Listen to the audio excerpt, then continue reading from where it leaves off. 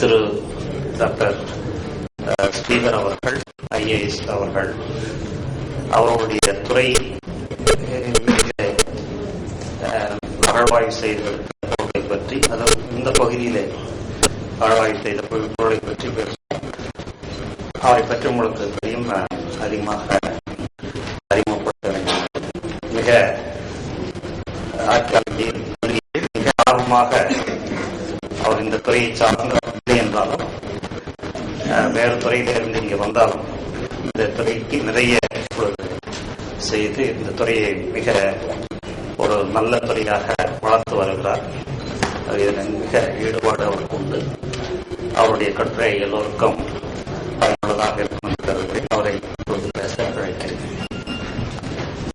அனைவருக்கும் காலை வணக்கங்கள். சிறப்பான இந்த உலகத்தமிழ் செம்மொழி மாநாட்டிலே ஆய்வரங்கத்திலே பங்கு கொள்ள எனக்கு ஒரு வாய்ப்பு இருப்பதற்கு நான் மிகுந்த மகிழ்ச்சி அடைகிறேன். தலைவர் பேராசிரியர் சுப்ராயலு அவர்கள் தலைமையிலே அருமையான கருத்தரங்கு கூட்டம் நடக்கின்றது. பல ஆன்றோர் சான்றோர் தொல்லியல் வல்லுநர்கள் இங்கே இருக்கக்கூடிய இந்த சபையில் இந்த துறையை பற்றி ஆழமான அதிக அறிவு எனக்கு இல்லாவிட்டாலும் அதிக ஆர்வம் நிச்சயமாக இருக்கின்றது. அதை தலைவர் அவர்கள் எடுத்து கூறினார்கள். அந்த அடிப்படையிலே என்னுடைய கட்டுரையை வாசிப்பதற்கு முன்பாக உங்கள் எல்லோருக்கும் தெரிந்த சிறப்பான ஒரு நிகழ்வை பற்றி ஒரு சில வார்த்தைகள் கூறலாம் என்று இருக்கின்றேன். கடந்த மே மாதம் 20ஆம் தேதி மயிலாடுதுறை அருகே திருவெந்தலூர் என்ற கிராமத்திற்கு அருகாமையிலே உள்ள கல்காணி முட்டம் என்ற அந்த குக்கிராமத்திலே கோவில் திருப்பணி செய்யும் போது அற்புதமான ஒரு செப்பேடு கிடைக்கப்பட்டது. அதனோடு சேர்ந்து எனக்காக ஒரு 12 செப்பு திருமேனிகள், பூஜை பாத்திரங்கள், வாத்திய கருவிகள் என்று பல்வேறு அரிய பொருட்கள் நமக்கு கிடைக்கப்பட்டன. இந்த தகவலை நம்முடைய துறை அருங்காட்சியக கண்காணிப்பாளர் திரு முத்துசாமி அவர்கள் தெரிவித்தவுடன் உடனடியாக நம்முடைய துறை அலுவலர்களே அந்த இடத்துக்கு செல்ல சொல்லி திரு செல்வராஜ் அவர்களெல்லாம் அங்கே சென்று அந்த அரிய பொருட்களை மயிலாடுதுறை வட்டாட்சியர் அலுவலகத்திற்கு கொண்டு சென்று நம்முடைய வேதியியல் நிபுணர்களை அங்கே அனுப்பி அந்த இடத்திலேயே சுத்தம் செய்யக்கூடிய பணியை 2-3 நாட்கள் செய்தோம். பிறகு அந்த செப்பேடை நேரடியாக சென்னை அருங்காட்சியகத்திற்கு கொண்டு வந்து அங்கே இருக்கக்கூடிய கெமிக்கல் லெபார்டரியிலே அதை சுத்தம் செய்தோம். ஏறத்தாழ 1 மாத காலத்திற்கு இதை பத்திரப்படுத்தக்கூடிய ஒரு முக்கியமான பணியும் நாங்கள் செய்தோம் என்று சொல்வோம். ஏனென்றால் தகவல் வெளிவந்த உடனேயே எல்லா பக்கத்திலிருந்தும் பத்திரிகையாளர்கள் அதை பார்க்க வேண்டும், படிக்க வேண்டும், அதில் என்ன செய்திருக்கின்றது என்றெல்லாம் மிகவும் ஆர்வத்தை தெரிவித்தார்கள். இருந்த போதிலும் அருமையான இந்த செம்மொழி மாநாட்டை ஒட்டி அதற்கு ஒத்தாற்போல் வந்த இந்த சோழ செப்பேடை கிடைத்தவுடன் நிச்சயமாக இதை ஒரு சாதாரண நிகழ்வாக கருதக்கூடாது, இதை சிறப்பான முறையில் தான் வெளியிட வேண்டும் என்ற எண்ணத்தோடு கடந்த 20ஆம் தேதி நம்முடைய மாண்புமிகு முதல்வர் அவர்கள் இதை நேரடியாக பார்வையிட்டு அன்றைய தினமே அதை படித்து நல்ல முறையில் அவர்கள் கட்டுரை எழுதி அதை ஒரு வெளியீடாகவும் நாங்கள் இப்போது வெளியிட்டிருக்கின்றோம். தலைவர் அவர்களுடைய அனுமதியுடன் அதனுடைய பிரதியை இங்கே கொடுக்கலாம் என்று இருக்கின்றோம். மிக அற்புதமான அந்த செப்பேட்டை பற்றி ஒரு சில சிறிய குறிப்புகள். ராஜேந்திர சோழனுடைய மகனான ராஜாதிராஜன் 1153ஆம் ஆண்டு வெளியிட்ட இந்த செப்பேடு தன்னுடைய 35வது ஆட்சி ஆண்டிலே அதை வெளியிட்டிருக்கின்றார் என்ற செய்தி தெரிகிறது. ஆனால் இந்த செப்பேட்டை பதிவு செய்தது அவனுடைய தம்பி 2ஆம் ராஜேந்திரன். அவனுடைய 9வது ஆட்சி ஆண்டிலே இதை பதிவு செய்திருக்கின்றான்.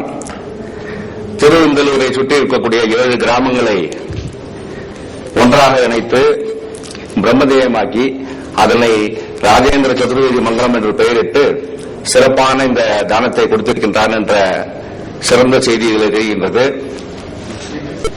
86 ஏடுகள் கொண்ட மிகப்பெரிய பிரம்மாண்டமான செப்பேடு இது. இதுவரை நமக்கு கிடைத்த கரந்தை செப்பேட்டை விட பெரிய செப்பேடு, இதுவரை கிடைக்காத அந்த அளவுக்கு பெருசு. 151 கிலோ எடையுள்ள இந்த செப்பேட்டை தூக்குவதற்கு 4 ஆட்கள் தேவைப்படுகிறது. 44 சென்டிமீட்டர் நீளமும் 21 சென்டிமீட்டர் அகலமும் உள்ள மிக அருமையான செப்பேடு.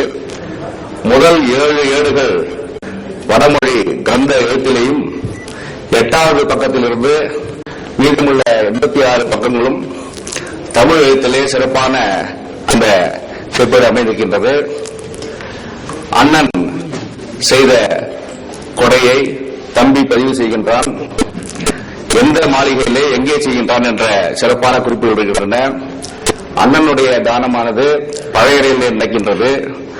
தம்பி கொடுத்த இந்த உறுதிமொழி கங்கை கொண்ட சோழபுரத்திலே நடக்கின்றது. உடன் யாரெல்லாம் மகா மந்திரிகளும் மற்ற அமைச்சர்களும் இருக்கின்றார்கள் என்று செய்திருக்கின்றது. இப்படி பல சிறப்பு அம்சங்களை கொண்ட இந்த அற்புதமான செப்பேட்டை இந்த நல்ல நேரத்தில் கிடைத்ததற்காக இதுதான் அதனுடைய முத்திரையாகும். ஏதத் ஸ்ரீ ராஜேந்திர தேவசிய பரமேஸ்வர வர்மனக தர்மசாசனம் ஊர்பீச்ச சிரோபிகி என்று இந்த அற்புதமான சாசனத்தை என் தலைக்கு மேல் சிகரமாக நான் கருதுகிறேன் என்று அந்த தம்பி கொடுத்த அந்த சாசனத்தை பற்றி கிரந்தத்தில் இருக்கின்றது. அதனுடைய இன்னொரு படம். எசாலம் செப்பேட்டிற்கும் இதற்கும் உள்ள வித்தியாசம் என்று சொன்னால், அதில் இருக்கக்கூடிய அந்த முத்திரைகள் எல்லாம் புடைப்பாக வெளியே வந்திருக்கின்றன. இதில் இருக்கக்கூடிய இந்த சிம்பிள்ஸ், மூவேந்தர்களுடைய அந்த சிம்பிள் பள்ளமாக வெட்டப்பட்டு முத்திரை போல் இருக்கின்றது. இதுதான் செப்பேட்டினுடைய ஒரு படம். அன்றைய தினம் மாண்புமிகு தமிழக முதல்வர் அவர்கள் இதை பார்வையிட்ட போது அதில் இருக்கக்கூடிய செய்திகளை நம்முடைய கல்வித்துறை மற்றும் தொல்லியல் துறை அமைச்சர் திரு தங்கம் தென்னரசு அவர்கள் வழக்கி காட்டுகின்றார்கள். அந்த அளவிற்கு மிக பொருத்தமான இந்த பிரம்மாண்டமான மாநாட்டிற்கு அதற்கு மணி சேர்ப்பது போல் மகுடமாக இந்த செப்பேடு கிடைத்ததற்கு நிச்சயமாக நாங்கள் முயற்சி அடைகின்றோம்.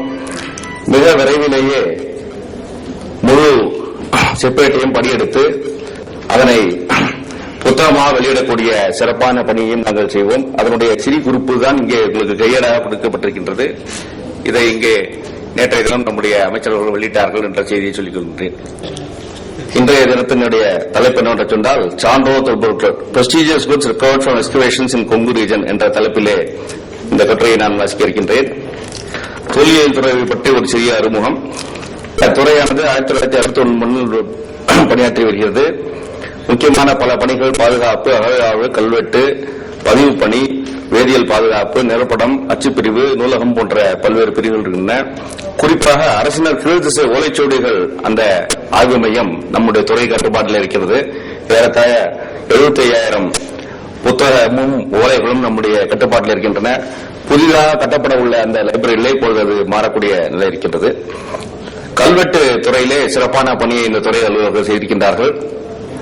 ஏறத்தாழ தமிழில் இருக்கக்கூடிய 25,000 கல்வெட்டுகளிலே 23,000க்கும் மேற்பட்டவர்களை படியெடுத்து அவர்களை படித்து நூலாக்கக்கூடிய சிறப்பான பணி நடைபெற்று இருக்கின்றது. இப்போது தமிழக அகழ்வாய்வில் கடந்த 100 ஆண்டுகளில் கிடைத்த தொல்பொருட்கள், அவற்றின் தொழில்நுட்பம், நேர்த்தி, வகைப்பாடு, அழகியல் ஆகியவை பற்றி மட்டுமே ஆய்வாளர்கள் ஆய்வு